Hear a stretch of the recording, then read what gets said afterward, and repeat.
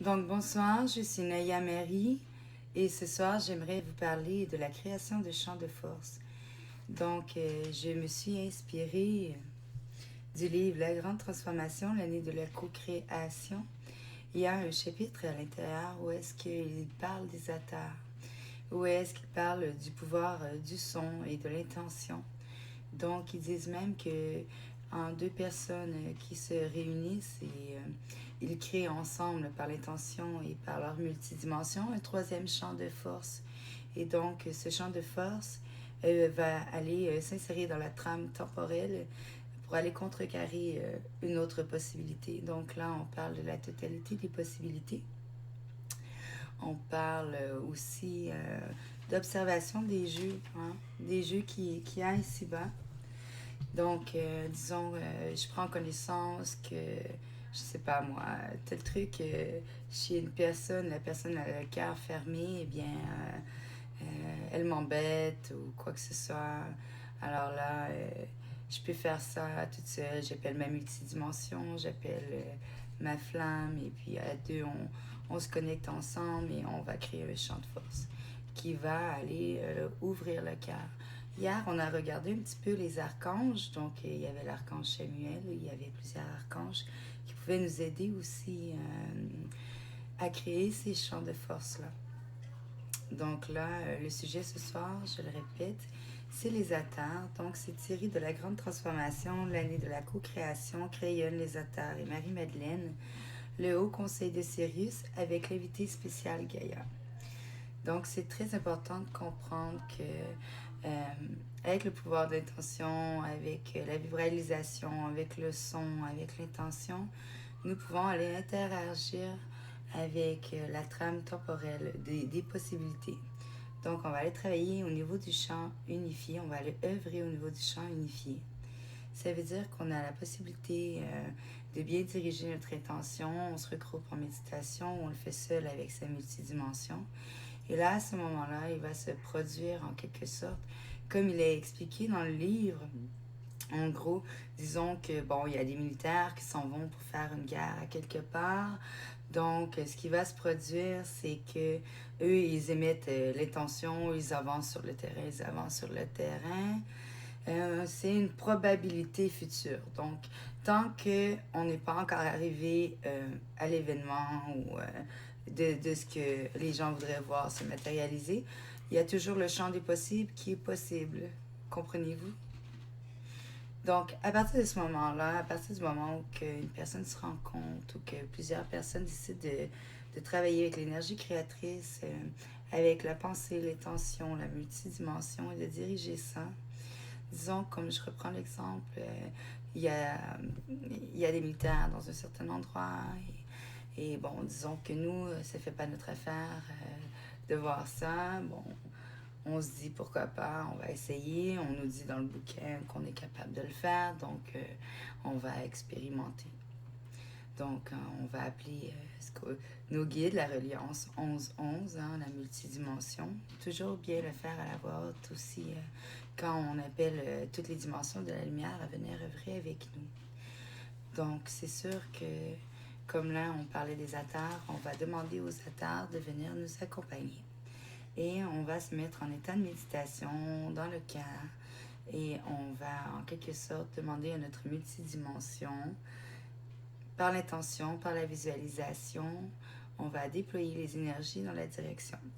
Ce qui va se produire, c'est que, disons que l'intention des personnes malveillantes, elle va se ramasser dans un vortex énergétique avec la fortune des bonnes intentions, l'amour et tout ça qui va arriver. Donc, dans une trame temporelle, dans un vortex énergie, il va y avoir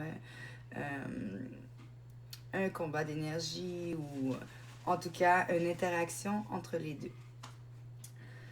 Donc, celui de l'amour va toujours gagner, va toujours venir dissoudre le paradoxe, va toujours venir dissoudre en quelque sorte les intentions malveillantes et vont expulser du champ du possible cette possibilité.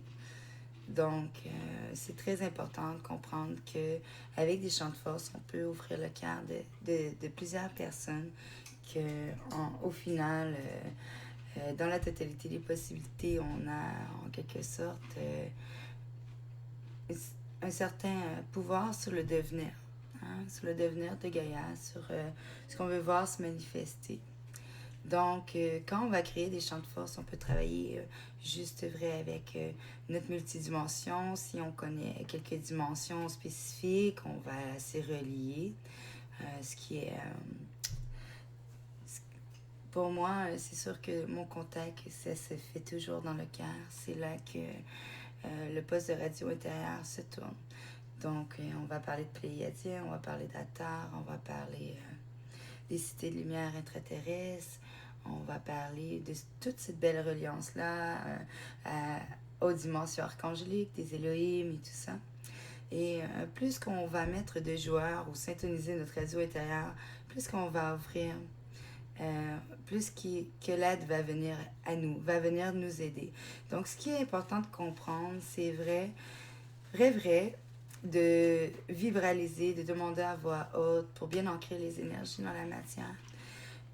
Disons que deux personnes vivant leur multidimension qui se rassemblent dans une soirée et qui décident de créer un champ de force pour ouvrir, même pour envoyer des énergies de guérison ou pour contrecarrer des plans ou quoi que ce soit qui ne serait pas dans la direction de l'Éternel, bien évidemment. Donc, c'est toujours, comme je vous dis, c'est l'intention, c'est la foi. Hein, on dit que la foi peut déplacer des montagnes. Donc, voilà. Et tout ceci est expliqué dans la Grande Transformation, l'année de co-création, comme je l'ai dit. Donc, je crois que c'est la flamme jumelle de Tom Kenyon. Hein. Il y a une introduction des Hatars ici. Donc, je dirais, salutations fraternelles à vous tous qui lisez cette information. C'est avec un immense plaisir que nous contribuons à ce projet littéraire. Nous sommes les Hatars. Avec beaucoup d'amour, nous vous annonçons un nouveau rêve pour votre terre. Un rêve qui sous peu deviendra votre nouvelle réalité. Si vous êtes prêts à construire le nouveau monde, nous vous invitons à vous joindre à nous pour un voyage de l'esprit et du cœur. Nous sommes vos frères et sœurs aînés. Nous vous avons accompagnés pendant une très longue période de votre évolution sur cette planète. Nous étions avec vous dans un lointain passé. Même en ces temps reculés, dont aucune trace ne subsiste dans votre histoire écrite. Nous sommes d'une nature énergétique et interdimensionnelle. Nous venons de notre univers par le biais de Sirius, qui est un portail de votre univers. Et depuis Sirius, nous avons atteint votre système solaire et finalement Vénus. Par le passé, nous avons travaillé particulièrement avec Hathor, la déesse de la fertilité de l'Égypte ancienne. Nous avons aussi établi un contact avec les lamas tibétains au cours de la période du développement du bouddhisme tibétain. Bien que nous ayons été en interaction avec quelques civilisations terrestres primitives, nous sommes une civilisation intergalactique avec des postes s'étendant dans certaines parties de votre univers connu ou aussi au-delà. Nous sommes ce que vous appelleriez une civilisation ascensionnée, un groupe d'êtres existant dans un champ vibratoire spécifique, tout comme vous possédez votre propre signature énergétique. Notre taux vibratoire est tout simplement plus élevé que le vôtre. Néanmoins, nous faisons tous partie du mystère. Nous appartenons tous à l'amour qui maintient tout l'univers. Nous avons évolué comme vous en nous élevant vers l'unique source de tout ce qui est. Nous avons grandi dans la joie et dans la peine, tout comme vous. Nous sommes un peu plus haut que vous dans la spirale de la conscience. Par conséquent, nous pouvons vous offrir ce que nous avons appris en tant qu'amis, mentors et compagnons voyageurs sur le chemin conduisant à la souvenance de tout ce qui est. Nous ne sommes pas des sauveurs, nous ne sommes pas des messianiques. Nous voulons clairement nous situer en dehors de cette projection afin que le lecteur comprenne ou les auditeurs comprennent que nous sommes simples vrais des frères et des sœurs aînés vous offrant nos connaissances. Vous pouvez les accepter ou les rejeter, mais vous les offrons libre vrai. Selon notre compréhension, la croyance que diverses intelligences extraterrestres vont venir sauver l'humanité n'est qu'une projection de la conscience humaine.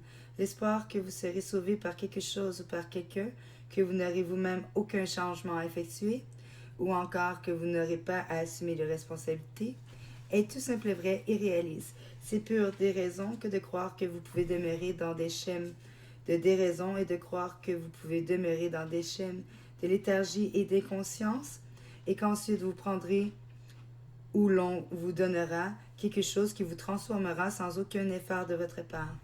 Cela n'arrivera point. Bien sûr, il est prévu que des intelligences extraterrestres atterrissent, car il en existe certaines vraies, mais ces humains qui comptent sur les autres pour leur procurer l'ascension et l'élévation, sans aucun travail de leur part, seront très déçus. L'ascension est un processus d'éveil de soi et de maîtrise à tous les niveaux, et elle requiert que l'on élève inévitable vrai tous ces niveaux de son existence. C'est ainsi que nous pensons et que nous agissons depuis des millénaires. En vous offrant notre aide, cependant, nous ne désirons aucunement interférer avec vos aides, vos autres aides spirituelles ou vos autres relations cosmiques, ni avec vos croyances religieuses ou avec les organisations qui vous sont utiles. Néanmoins, nous avons beaucoup à partager avec vous. Nous connaissons bien Sanat-Kumara car c'est lui qui nous a demandé d'entrer dans cet univers. En tant que maître ascensionné, Sanat-Kumara a assumé de nombreuses responsabilités liées à l'élévation de la planète Terre et de ce système solaire. Comme nous, il travaille à l'ascension, à l'évolution de la conscience dans le système solaire.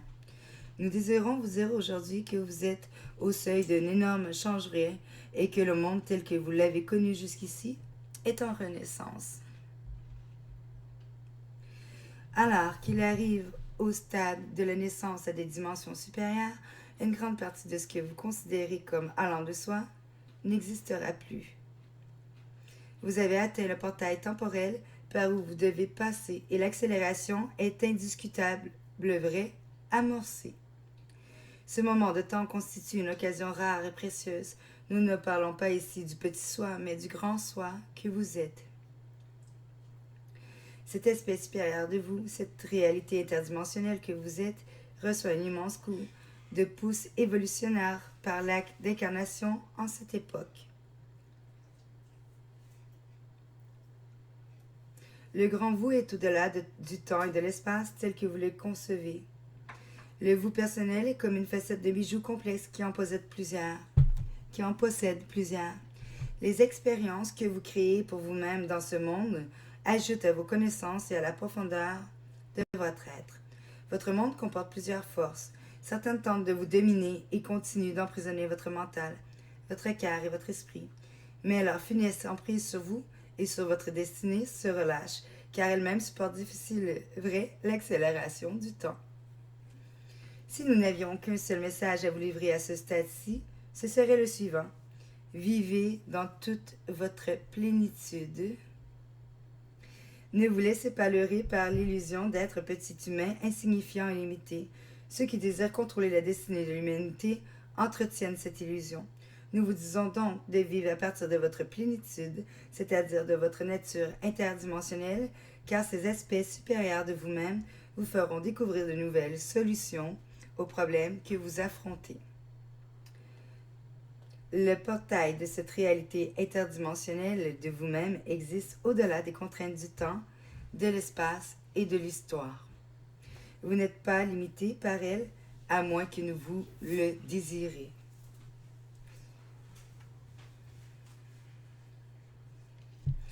Donc voilà, je vais arrêter ici pour le message des Atas. Peut-être que j'en lirai, mais de toute façon, je vois que c'est complémentaire à ce que j'apporte. Donc, voilà, pour en revenir au champ de force, c'est quelque chose que nous pouvons nous unir avec eux, avec la force en action et de se déployer. C'est très important de le faire parce que si nous ne le faisons pas, il y a d'autres gens qui vont prendre le relais. Donc, puisque nous en sommes rendus à cette époque et à ce temps de révélation et de réjouissance et de célébration de la victoire de la lumière,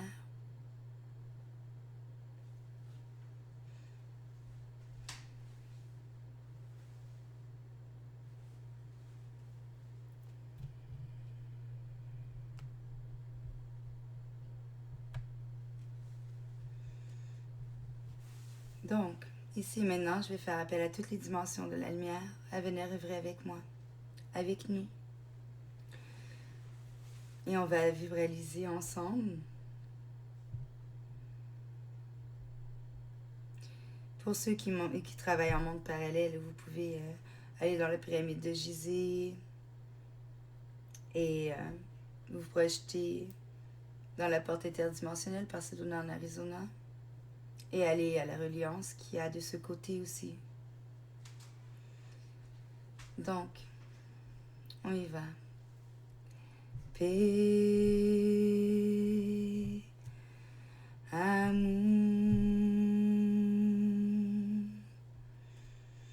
et lumière sur la terre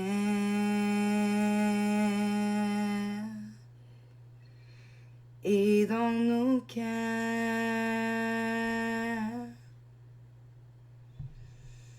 Paix,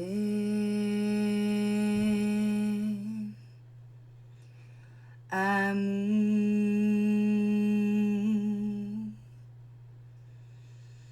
et lumière sur la terre.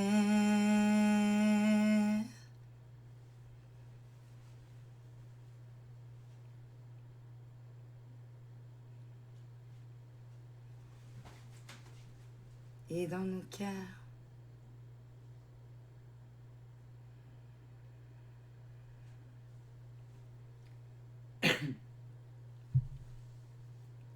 Adonai,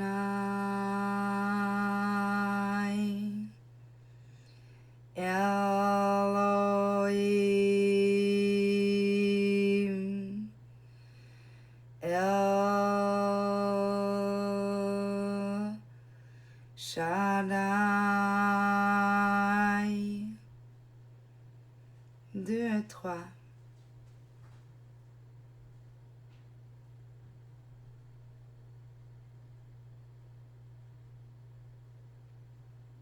Donc, c'est terminé pour ce soir. Ça me fut un plaisir de partager encore avec vous.